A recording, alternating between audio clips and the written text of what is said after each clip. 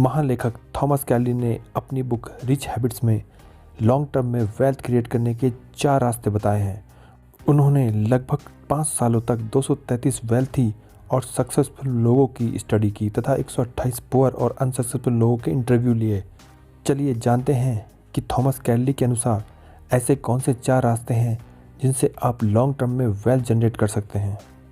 Thomas कैली के अनुसार उन्होंने अपने 5 साल की रिसर्च में यह पाया कि जिन लोगों ने लंबे समय में वेल्थ जनरेट की है उनमें सबसे पहली कैटेगरी आती है सेवर इन्वेस्टर की। यह रास्ता सबसे कम रिस्की होता है और इसमें लंबे समय में रिच बनना लगभग तय होता है। इस कैटेगरी में ऐसे लोग आते हैं जो एक साधारण सी नौकरी होने पर भी लगातार सेविंग करते रहते हैं और इस सेविंग को इन्वेस्ट करते हैं तो एक लंबे समय में वो भी करोड़पति बन जाते हैं।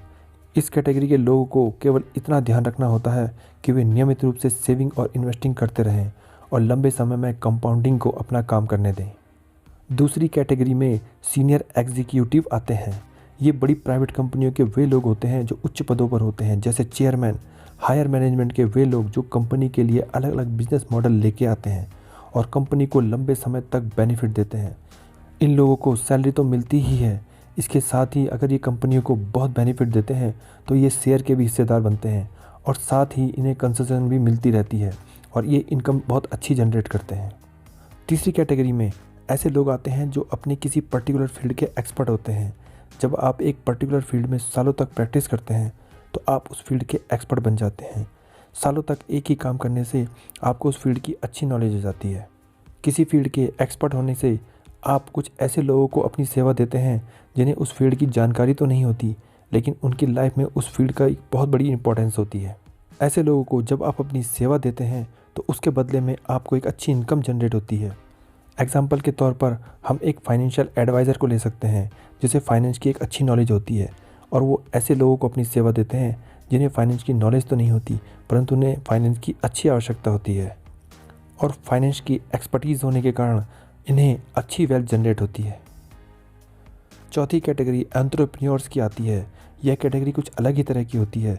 यह अलग प्रकार से सोचती है। जहां इन्हें प्रॉब्लम दिखती है वहीं इन्हें बिजनेस भी नज़र आता है। ये प्रॉब्लम को सॉल्व करने के लिए दुनिया को बेहतर बनाते हुए बिजनेस करने पर विश्वास करते हैं।